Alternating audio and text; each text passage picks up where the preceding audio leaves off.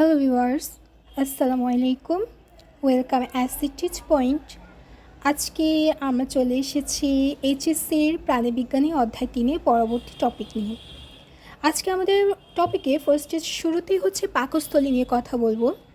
আচ্ছা, একটা কথা বলো তো, তুমি যে খাবার খেয়েছো বা খাবার খেয়েছিলে আজকে দুপুরে, তা পেরিস্টালসিস প্রক্রিয়ায় অন্ননালী অতিক্রম করে প্রবেশ করে পেশিবহুল এক অঙ্গ, যা হলো পাকস্থলী। তোমরা দেহের ক্ষেত্রে যদি চিন্তা করো তাহলে ভেবে দেখো, বুকের বাম পাশে থাকা হৃৎপিণ্ডের স্পন্দন কিন্তু খুব সহজে অনুভব করা যায়। এই হৃৎপিণ্ড এবং বাম ফুসফুসের নিচে যে ডায়াফ্রাম থাকে তার ঠিক নিচেই থাকে কি পাকস্থলী। কাজেই পাকস্থলী হলো অন্ননালী বা ক্ষুদ্রান্ত্রের মাঝে অবস্থিত থলের মতো যে আকৃতির অঙ্গ। কি আকৃতির? যে আকৃতির অঙ্গ। তারপর দেখো এখানে পাকস্থলী বেশ কয়েকটি অংশ ভাগ করা যায়। এইটা কিন্তু চিত্র দেওয়া থাকে কোশ্চেনে, যে এখানে কোন অঙ্গটা কী। এখানে পাকস্থলী কয়টি অংশ নিয়ে গঠিত? পাকস্থলী হচ্ছে এখানে ফান্ডাস, কার্ডিয়া, ফাইলোরাস, অ্যান্ট্রম, ছোট বাঘ, বড় বাঘ, দেহ, এইসব নিয়ে পাকস্থলী গঠিত। এটা আসতে পারে, পাকস্থলীর বিভিন্ন অংশ ব্যাখ্যা করো। তারপর কি পাকস্থলীর সূক্ষ্ম গঠনের দিক লক্ষ্য করো। প্রাচীন 5টি পর্যায়ক্রমে দেখা যায় যে এটা হচ্ছে পাকস্থলীর সূক্ষ্ম গঠন। এটাও আসতে পারে পরীক্ষার জন্য, এটা খুব ইম্পর্টেন্ট। তারপর হচ্ছে পাকস্থলী খাদ্য পরিপাক। পাকস্থলীর খাদ্য পরিপাকটাও ইম্পর্টেন্ট।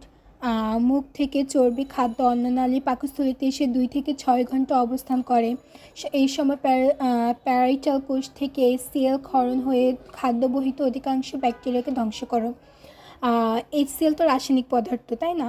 তাহলে HCl যে ব্যাকটেরিয়াকে ধ্বংস করে সেটিকে রাসায়নিক পরিপাক না বলে যান্ত্রিক পরিপাক বলেছিল কেন?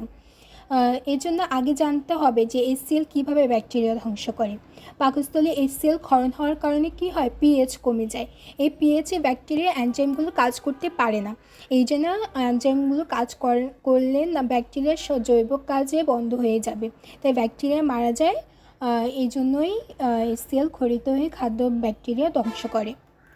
পরবর্তীতে হচ্ছে পাকস্থলীর রাসায়নিক পরিপাক। এটা খুব ইম্পর্টেন্ট, এটা ভালোভাবে দেখে নিবা কিভাবে হয়। তারপর হচ্ছে এনজাইমগুলো, কী কী এনজাইম আছে, এনজাইমগুলো ভালো করে জেনে নিবা। শর্করা, আমিষ, স্নেহ পদার্থ, এনজাইমগুলো কী কাজ করে পাকস্থলী পরিপাকে। তারপর হচ্ছে ক্ষুদ্রান্ত। ক্ষুদ্রান্ত্র কী বলো তো? পাকস্থলী উৎপন্ন কাইম পাকস্থলী হতে বের হয়ে অন্ত্রে প্রবেশ করে। এই অন্ত্রের খাদ্যবস্তু পরিপাকে মূল পর্যায়ে সংগঠিত হয় এবং খাদ্যবস্তু শোষণ ঘটে।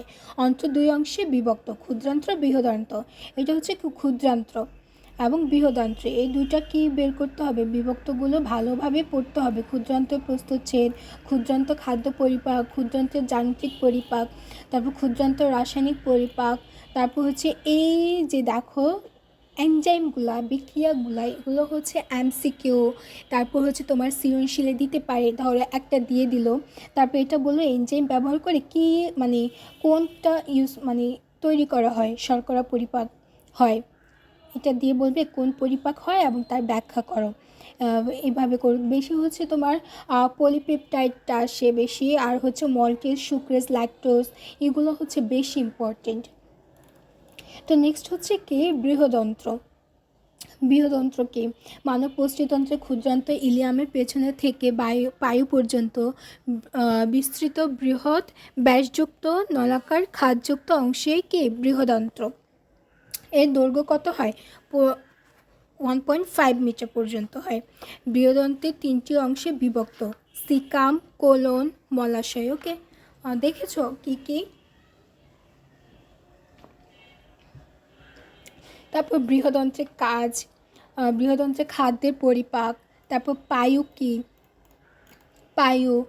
পায়ুটা খুব ভালোভাবে পড়বা। জিজ্ঞেস করতে পারো যে আপু পায়ু। তো এটাই ছিল আমাদের আজকের ক্লাস। সবাই ভালো থাকবেন, সুস্থ থাকবেন। আল্লাহ হাফিজ।